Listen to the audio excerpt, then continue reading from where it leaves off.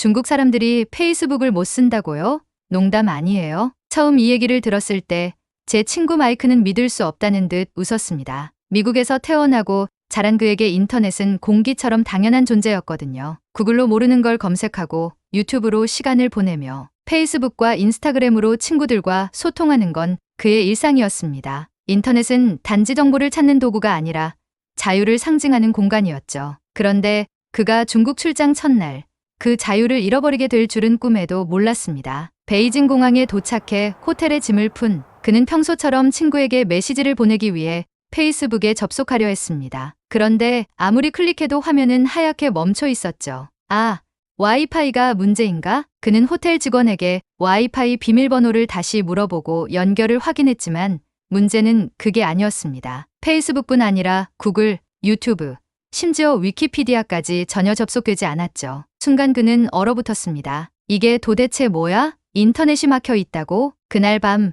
그는 VPN이라는 새로운 단어를 배우게 되었습니다. 외국인들이 중국에서 차단된 인터넷 서비스를 이용하기 위해 반드시 필요한 프로그램이었죠. 호텔 방에서 어렵게 VPN을 다운로드하고 겨우 페이스북에 접속하는데 성공했지만 접속 속도는 느리고 불안정했습니다. 이 모든 게 너무나 낯설고 답답했죠. 그는 자신의 친구들에게 이런 경험을 메시지로 전하며 물었습니다. 너희는 이런 거 들어본 적 있어? 중국에서 인터넷이 이렇게 막혀 있다는 걸? 그의 메시지를 받은 친구들은 모두 놀라워했습니다. 평소 인터넷은 모든 나라에서 자유롭게 사용할 수 있다고 믿었던 이들에게 중국의 검열은 마치 영화 속 이야기 같았으니까요. 마이크 역시 이런 시스템이 존재한다는 사실에 큰 충격을 받았습니다. 며칠 뒤 마이크는 현지 회사와의 회의에 참석하기 위해 베이징 도심으로 나갔습니다. 회의가 끝난 후 그는 파트너들에게 물었습니다. 중국에서는 구글이나 페이스북을 쓸 수 없는데 불편하지 않으세요? 파트너들의 반응은 그가 예상했던 것과는 완전히 달랐습니다. 글쎄요, 불편하다기보다는 익숙해요. 사실 우리에겐 바이두와 위챗 같은 대체 서비스가 있거든요. 구글보다 우리에게 맞는 정보가 많고 위챗으로는 거의 모든 걸 할 수 있죠. 위챗이라는 단어가 그날 이후 마이크의 머릿속에서 떠나지 않았습니다. 그는 위챗이 단순한 메시징 앱이 아니라 중국인의 삶을 통째로 담아낸 플랫폼이라는 걸 알게 되었죠. 위챗으로 친구들과 소통하고 쇼핑하고 택시를 부르고 심지어 병원 예약까지 하는 모습은 그에게 신선한 충격이었습니다. 어떻게 이 작은 앱 하나로 이렇게 많은 걸 할 수 있지? 마이크는 위챗의 편리함에 감탄했지만 동시에 이 모든 것이 하나의 시스템 아래 통제되고 있다는 사실이 섬뜩하게 느껴졌습니다. 위챗에서 주고받는 메시지, 결제 기록, 검색 이력 등 모든 정보가 추적될 가능성이 있다는 얘기를 들었기 때문이죠. 마이크는 이틀 뒤 다시 한번 중국의 검열 시스템에 직면하게 됩니다. 회의를 마친 후 베이징 시내를 구경하던 중 길거리에서 핸드폰으로 중국과 관련된 뉴스를 검색하려 했습니다. 그러나 그의 시도는 또다시 좌절되었습니다. 그는 테난먼 사건에 대한 정보를 검색했지만 구글 대신 사용할 수 있는 중국 검색 엔진 바이두에는 관련된 정보가 거의 없었죠. 이건 무슨 일이야? 역사를 검색하는 것도 막혀 있다고? 그는 이 일을 두고 현지 직원들과 대화를 나누었습니다. 중국에서는 정부가 민감한 정보를 차단합니다. 테난먼 사건 같은 주제는 검열 대상이죠. 마이크는 충격을 금치 못했습니다. 그는 단순히 SNS 차단 정도로만 생각했는데 중국의 인터넷 검열은 그보다 훨씬 더 깊이 뿌리내리고 있었던 겁니다. 그날 밤 그는 미국에 있는 친구에게 전화를 걸어 자신의 경험을 전하며 이렇게 말했습니다. 여긴 정말 다른 세상이야. 미국에서는 인터넷이 자유롭다는 걸 당연하게 여겼는데 여기서는 모든 게 통제되고 있어. 내가 평소에 얼마나 많은 정보를 자유롭게 접할 수 있었는지 새삼 깨닫게 됐어. 마이크는 처음엔 중국을 단순히 억압적인 나라로만 생각했습니다. 하지만 며칠이 지나면서 그 생각은 조금씩 복잡해졌습니다. 인터넷은 제한적이었지만 중국의 도시와 사람들은 그가 생각했던 것보다 훨씬 발전되어 있었습니다. 사람들은 스마트폰 하나로 모든 일을 해결하며 거리에는 최첨단 기술로 가득한 인프라가 넘쳐났죠. 그러나 마이크에게는 여전히 의문이 남아 있었습니다. 이 사람들이 정말 이 검열과 통제를 불편하지 않다고 느낀다고? 그는 앞으로의 중국 출장 동안 이 질문에 대한 답을 찾기로 결심했습니다. 마이크는 중국 출장 기간 동안 현지 문화와 생활 방식을 더 깊이 이해하고 싶어졌습니다. 미국에서 자유롭게 인터넷을 사용하던 그의 일상과는 너무나 다른 환경이었지만 그는 이 차이가 단순히 불편함을 넘어선 무언가라는 것을 깨닫기 시작했습니다. 베이징에서의 며칠은 그에게 새로운 충격과 깨달음을 안겨주었죠. 출장 일정 중 마이크는 현지 직원들과 함께 저녁 식사를 하게 되었습니다. 식당에 들어선 순간 그는 한 가지 재미있는 광경을 목격했습니다. 대부분의 손님이 스마트폰을 꺼내 들고 QR코드를 스캔해 결제를 하고 있었던 겁니다. 현금은 물론 신용카드조차 쓰지 않는 모습이었습니다. 진짜 이게 가능하다고? 마이크는 직원 중 한 명이 QR코드를 찍고 순식간에 결제를 마치는 모습을 보며 눈을 크게 뜨고 물었습니다. 이건 무슨 앱이에요? 위챗입니다. 여기선 위챗 하나로 거의 모든 걸 할 수 있어요. 결제는 기본이고 택시를 부르거나 병원 예약도 가능하죠. 심지어 관공서 업무까지 할 수 있다니까요. 마이크는 그 말을 듣고 감탄을 금치 못했습니다. 미국에서도 애플페이나 구글페이 같은 결제 시스템이 있었지만 중국처럼 하나의 앱이 모든 생활의 중심이 되는 경우는 없었으니까요. 위챗으로 공과금까지 낸다고요? 그럼 현금은 거의 안 쓰는 거예요? 맞아요. 요즘은 현금을 들고 다니는 사람이 별로 없어요. 포장마차에서 길거리 음식을 사도 QR코드로 결제하니까요. 그 말을 듣고 마이크는 또 한 번 놀랐습니다. 미국에서 길거리 음식이나 작은 상점에서는 여전히 현금을 사용하는 경우가 많았기 때문이죠. 그는 자신의 스마트폰에 위챗을 설치하며 직접 사용해 보았고 그 편리함에 매료되기 시작했습니다. 하지만 위챗의 편리함에 감탄하던 것도 잠시 마이크는 이 모든 시스템이 철저히 통제되고 있다는 사실을 알게 되었습니다. 저녁 식사 도중 그는 조심스럽게 물었습니다. 근데 위챗 같은 게 다 정부에서 관리되는 거라면서요? 모든 데이터가 추적될 수 있다던데 그런 게 불안하지 않아요? 현지 직원 류는 고개를 끄덕이며 솔직히 답했습니다. 솔직히 불안할 때도 있죠. 하지만 그게 우리나라를 더 안전하게 만든다고 믿어요. 사실 이런 시스템 덕분에 큰 범죄가 줄고 사람들이 더 조심하게 되거든요. 리우는 마이크에게 미국에서 들려오는 뉴스, 특히 총기 사건이나 범죄와 관련된 뉴스를 예로 들었습니다. 마이크, 너희 나라에서는 사람들이 자유롭게 총을 살 수 있잖아. 근데 그 자유 때문에 얼마나 많은 사람이 다친다고?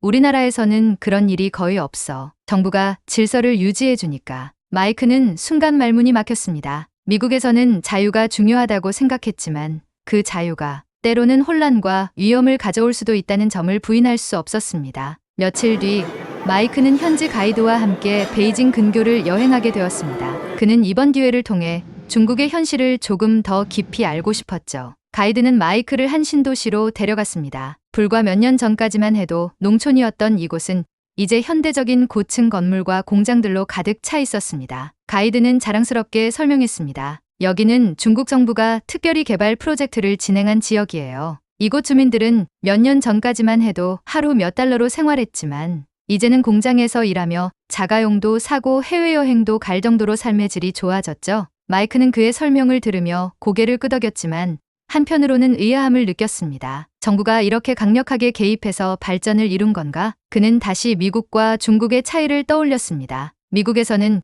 경제 발전이 주로 민간 기업에 의해 이루어졌지만 중국은 정부 주도의 계획 경제로 사람들의 삶을 변화시키고 있었습니다. 그의 눈앞에 펼쳐진 광경은 그동안 뉴스에서 보던 중국의 모습과는 전혀 달랐습니다. 그러나 마이크의 혼란은 여기서 끝나지 않았습니다. 출장 마지막 날, 그는 다시 한번 중국 회사의 파트너들과 저녁을 함께하며 그들의 솔직한 이야기를 들을 수 있었습니다. 한 파트너는 이렇게 말했습니다. 중국 정부가 사람들의 삶을 통제한다고 말하는 사람들이 많죠. 맞아요.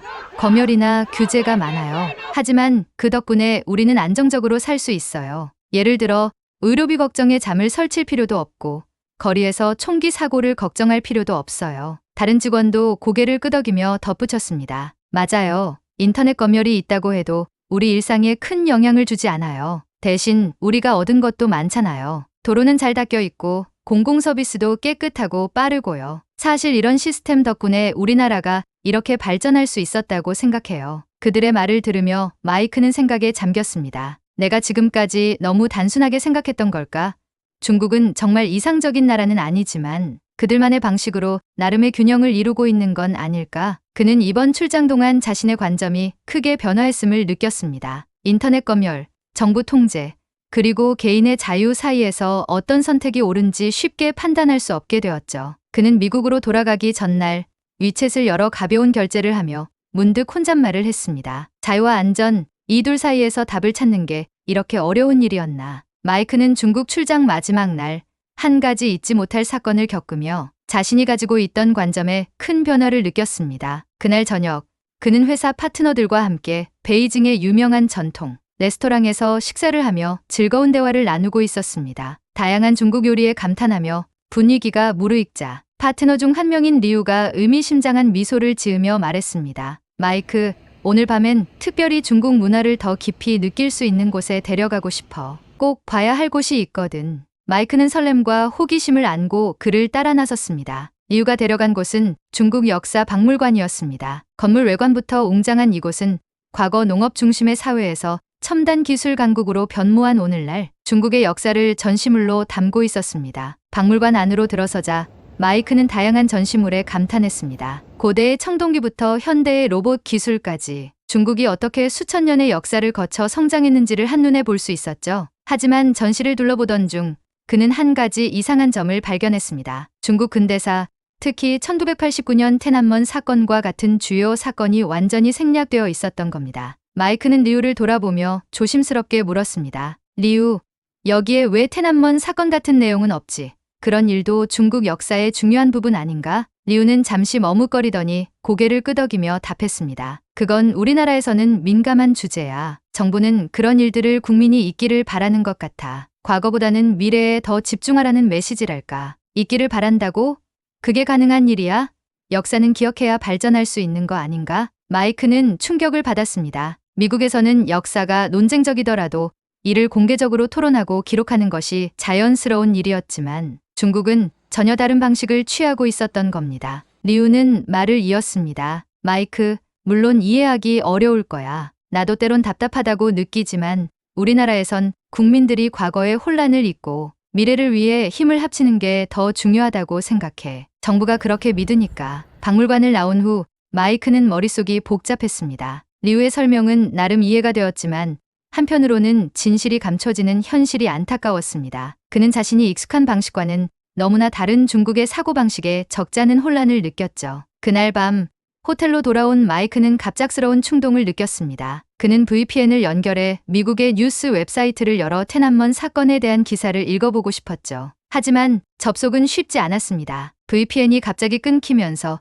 그는 원하는 페이지에 들어갈 수 없었고 결국 몇 번의 시도 끝에 포기하고 말았습니다. 답답한 마음에 그는 리우에게 메시지를 보냈습니다. VPN까지 막혀서 뉴스를 확인할 수 없어. 정말 모든 게 통제되는 기분이야. 리우는 잠시 뒤 이렇게 답했습니다. 그게 우리나라의 현실이야. 하지만 그런 통제가 없었다면 아마 우리는 지금의 안정과 발전을 누리지 못했을 거야. 이 메시지를 읽은 마이크는 한참 동안 휴대폰 화면을 바라보며 깊은 생각에 잠겼습니다. 리우의 말이 단순히 변명이 아니라 그들 나름의 논리가 있음을 이해할 수 있었던 순간이었죠. 동시에 그는 자신이 지금까지 너무 단순한 시각으로만 중국을 바라보고 있었음을 깨달았습니다. 다음 날 아침, 마이크는 공항으로 향하는 택시 안에서 창밖을 바라보며 이번 출장에서 느꼈던 모든 것을 곱씹었습니다. 그는 이 여행을 통해 중국의 현실이 단순히 억압적이거나 발전적이라는 단일한 틀로 정의될 수 없다는 것을 깨달았습니다. 중국은 분명 자유와 표현의 측면에서는 억제된 나라였습니다. 그러나 그 대신 그들은 질서와 안정, 그리고 빠른 경제적 성장을 이루어냈습니다. 마이크는 자신이 당연하게 누리던 자유와 인터넷 접근권이 얼마나 소중한 것인지 다시 한번 느끼게 되었죠. 그러나 그는 동시에 이렇게 생각했습니다. 만약 내가 중국에서 태어났다면 이런 시스템을 불만 없이 받아들였을까? 아니면 무언가를 바꾸고 싶어 했을까? 그는 이 질문에 답을 찾지 못한 채 비행기 안에서 노트북을 열고 자신의 경험을 정리하기 시작했습니다. 자유와 안정, 이 둘 사이에서 완벽한 균형을 찾는 건 쉽지 않은 일이다. 중국은 그들만의 방식으로 이 균형을 맞추려 노력하고 있었다. 하지만 그들의 선택이 항상 옳다고는 할 수 없고 그들의 방식이 다른 나라에 그대로 적용될 수도 없다. 결국 모든 나라는 각자의 길을 선택할 수밖에 없는 것일까? 그는 이번 출장 경험이 자신을 더 넓은 시야로 이끌었다는 것을 깨달았습니다. 중국은 그가 단순히 억압적인 독재 국가로만 봐왔던 나라가 아니었습니다. 그것은 그 나름의 이유와 목표를 가지고 움직이는 거대한 체계였죠. 그는 이번 경험을 바탕으로 미국의 친구들과 깊이 있는 대화를 나누고 싶었습니다. 결국 우리가 당연하게 여기는 자유와 권리가 얼마나 소중한 것인지, 그리고 그것을 잃지 않기 위해 우리가 무엇을 해야 하는지 생각해 봐야겠지. 마이크는 창밖을 바라보며 조용히 미소를 지었습니다. 그의 이번 여행은 단순히 새로운 나라를 방문한 것이 아니라 자신이 살아온 방식을 다시 한번 돌아보게 해준 특별한 경험이었습니다. 미국으로 돌아온 마이크는 이번 중국 출장에서 경험한 모든 것을 곱씹으며 일상으로 복귀했습니다. 그의 머릿속에는 여전히 질문이 맴돌고 있었습니다. 자유와 안정, 과연 이 둘 중 하나를 선택해야만 하는 걸까? 그는 미국에서 당연하게 누리던 자유가 얼마나 소중한 것인지 깨달았습니다. 인터넷에서 원하는 정보를 찾고 정보를 비판하며 자유롭게 의견을 나눌 수 있는 환경은 그의 삶의 깊숙이 자리 잡은 권리였습니다. 하지만 중국에서 본 그들의 안정과 성장 역시 무시할 수 없는 성과였죠. 마이크는 출장을 마치고 며칠 후 친구들과 저녁 식사 자리를 가졌습니다. 자연스럽게 대화 주제는 그의 중국 여행기로 이어졌습니다. 그는 자신이 겪었던 문화적 충격과 깨달음을 솔직히 털어놓았습니다. 내가 알던 중국은 그냥 억압적이고 폐쇄적인 나라라고만 생각했어. 그런데 막상 가보니까 그들의 방식에도 이유가 있다는 걸 알게 됐지. 친구들 중 한 명이 물었습니다. 그래도 그 정도로 검열받으며 사는 건 너무 답답하지 않을까? 자유가 없다는 게 얼마나 힘든 건지 상상도 못 하겠는데 마이크는 고개를 끄덕이며 답했습니다. 맞아. 자유가 없다는 건 정말 큰 대가야. 하지만 중국 사람들은 그 대가를 받아들이면서도 안정과 발전이라는 보상을 얻고 있다고 느끼는 것 같았어. 물론 이게 모든 사람에게 행복을 보장한다고는 할 수 없지만 그는 또 다른 예를 들려주었습니다. 중국에서는 사람들이 현금을 거의 안 써. 스마트폰 하나로 결제, 택시 호출, 병원 예약까지 다 하더라고. 그리고 길거리에서 범죄를 걱정할 필요도 없어 보였어. 대신 그 모든 편리함과 안정 뒤에는 철저한 통제가 있다는 게 놀라웠지. 친구들은 마이크의 이야기를 듣고 놀라움을 감추지 못했습니다. 한 친구는 이렇게 말했습니다. 그런데 너는 어떻게 생각해? 그런 식으로 사는 게 정말 괜찮다고 느껴졌어. 마이크는 잠시 생각에 잠긴 후 이렇게 말했습니다. 난 자유 없이 사는 건 상상할 수 없어. 내게 자유는 당연한 게 아니라 우리가 지켜야 할 가장 중요한 가치라는 걸 깨달았거든. 하지만 이번 경험을 통해 어떤 나라가 안정과 질서를 위해 다른 길을 선택할 수도 있다는 걸 알게 됐어. 우리가 옳다고 믿는 방식이 항상 정답은 아닐 수도 있잖아. 그는 마지막으로 이렇게 덧붙였습니다. 중국은 분명히 독특한 나라야. 그들이 선택한 방식은 우리와 다르지만 그들만의 이유와 목표가 있어. 중요한 건 우리가 우리 방식의 자유와 권리를 지키면서도 다른 나라의 방식을 이해하려 노력하는 거라고 생각해. 그날 밤 마이크는 자신이 경험한 중국에서의 이야기를 블로그에 글로 남겼습니다. 글의 마지막에는 이렇게 적혀 있었습니다. 자유와 안정 사이에서 답을 찾는 건 쉬운 일이 아니다. 그러나 이번 여행을 통해 내가 알게 된 것은 각 나라는 각자의 방식으로 균형을 이루려 한다는 것이다. 나는 내 자유를 더 소중히 여기게 되었지만 다른 방식으로 사는 사람들의 현실도 존중할 줄 아는 사람이 되고 싶다. 그는 블로그를 올리고 나서 다시는 중국을 단순히 억압적인 나라로만 보지 않겠다고 다짐했습니다. 동시에 미국에서 누리는 자유를 당연하게 생각하지 않고 그것을 지키기 위해 무엇을 해야 할지 고민해보겠다고 결심했죠. 여러분은 어떻게 생각하시나요? 자유와 안정, 과연 어느 것이 더 중요할까요? 오늘의 이야기가 흥미로웠다면 좋아요와 구독 부탁드립니다. 그리고 여러분의 생각도 댓글로 남겨주세요.